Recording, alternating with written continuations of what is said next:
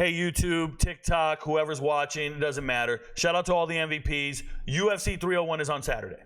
This is a fight card in Brazil. You're going to see these green colors. It's in Brazil, UFC 301. It's a pay-per-view fight card. If you want to watch it with me, if you want my commentary, if you want my advice and live bets, become an MVP on the Patreon. Show up to the Discord server. We got you. If you show up to the Discord server without being an MVP, you won't have access to all the private chat rooms. You won't have access to all the picks, all the parlays. You won't have access to anything. You'll just be in there wondering, like, where is everybody? You won't even have access to the stage. Nonetheless, we pick fights. I say we, it's me. I pick fights, and we're doing pretty good, right? I'll tell you who's going to win the fights. I tell you how to bet it. But more importantly, we got to make the right decisions. We've been dominating lately. You guys see it. We dominated UFC 300. We hit really well. Yes, last fight card, fight night. We only went 7-6. People are going to tell you we missed. No, we hit every single parlay that mattered. We hit most of our locks. I want to say 3 out of the 4 locks. It's really important you understand that you don't have to bet every single fight. I tell you not to bet every single fight. Bet the ones that matter. Careful. Be an MVP, you'll know what to bet, and you'll win. We went on this 4-0 run here. Everybody was on these parlays. Shout out to the MVPs. That being said, we're on 301. Like I said, there's a Brazilian fighter in every single fight. There is a Brazilian fighter in every single fight, and I want you guys to be aware that because of that, there's a huge Brazilian parlay going around. Pick all the Brazilian fighters. And it has changed these odds immensely in favor of the Brazilians. Careful. It just means you can't bet some of these straight up for the money line because of the odds. Despite who you might think is winning, we might have to take an underdog here or there just out of sheer estimated value or EV. So just remember that, okay? But for the first fight, I always do the first fight free. I always do the main event free. So here's your free video. If you want to see all the rest of the picks, go to Patreon, become an MVP. We have over 3,500 members. Shout out to all the MVPs. You can be a monthly member or an annual member. Okay? You can do one or the other. It'll get you all the college football picks. It'll get you all the futures videos. It'll get you all the in-depth information. We do everything. Right? I don't just do MMA. Don't just do UFC. I do everything. But I'm not a salesman. I don't give a shit. I let the results speak for themselves. I let the fans tell one another what to do. And we've been doing just fine. Propagating across the internet without issue. So, first fight of the night. Alessandro Costa versus Kevin Borjas. I'll start off with Costa first. He's 13-4. He's been fighting the UFC for just a little bit here. Had his debut back in 2022. To be fair, he did not get a contract off that fight, or he did not go straight to the UFC. It wasn't that great. It was a split decision against an undefeated fighter. Yes, he throws great lead legs. He throws great kicks at the lead leg. He does certain things that you really like, but he's just not that dominant. He's a little ball of muscle. I get it. He trains in Mexico, Lobo Gym. Doesn't speak Spanish, he said. I think he does now. It's been 7 or 8 years. But when you saw him fight in that card, you thought, okay, he beat an undefeated fighter, but it wasn't a dominant win by any means. Then he gets his first shot in the UFC. I think it might have been on short notice, but he fights Amir Albazi. Has no business fighting Amir Albazi. That guy's 17-1 and took his lunch money. Beat the hell out of him. It wasn't ready. Goes and fights Jimmy Flick, kicks the hell out of the lead leg, dominates the whole fight, ends up winning by elbows in the second round. It doesn't say that here, but I'm telling you, he wins by elbows in the second round. And I was just really impressed with his ability to finish the fight. Really important you finish the fight. Because there's a lot of guys who get in dominant body positions, and you just wish they would do damage. He did damage. Now, it's Jimmy Flick. Let's not get carried away. Okay? And them fighting in the flyweight is a problem because there's not a lot of people to fight. Like, it's just not, it's the truth. If you see his last fight, it was Steve Erceg.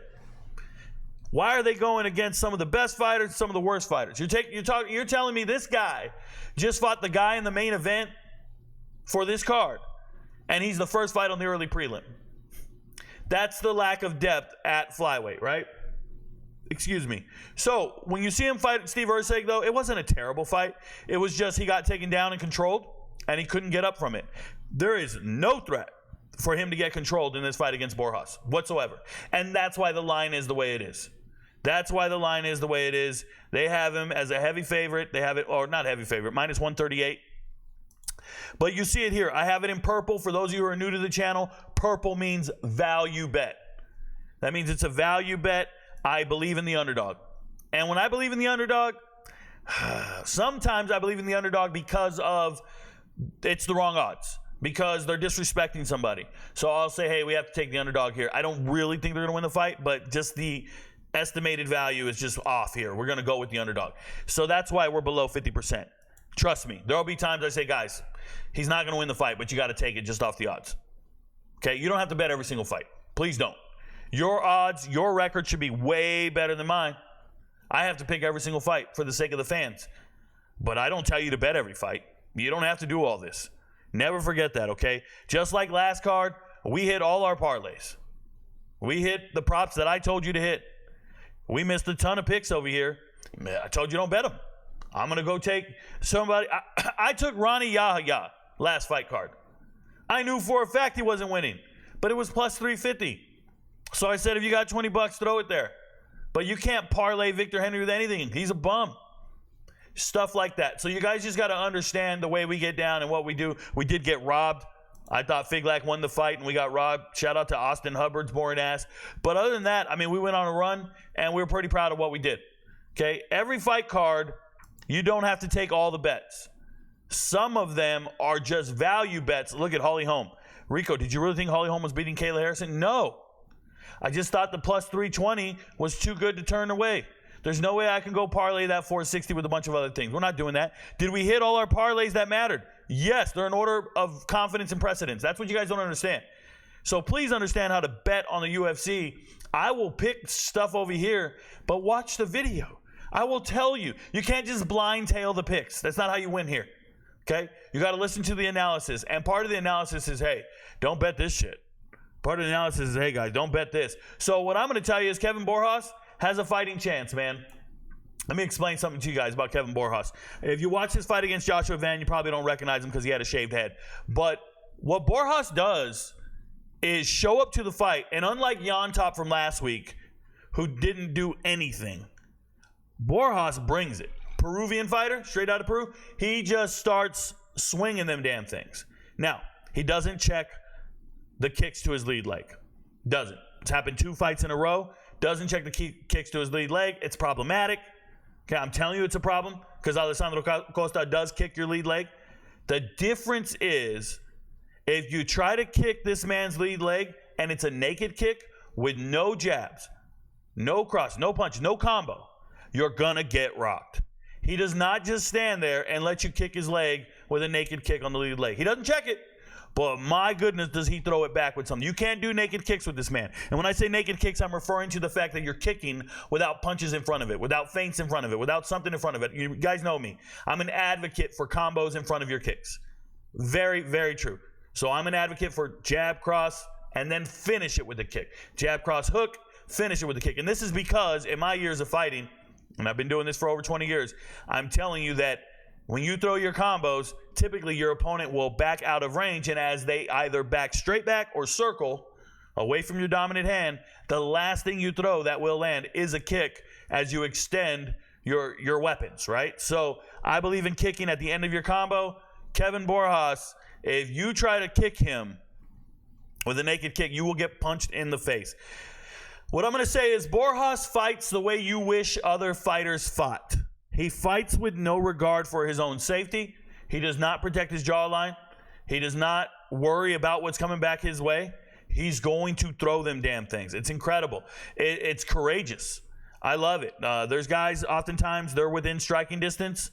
They're within striking range, and they're just fainting the whole time and trying to scare one another into something because they're afraid of what's coming back at them. We call these guys counter strikers. They just sit there and wait to be something to throw, and then they throw back on the way back in.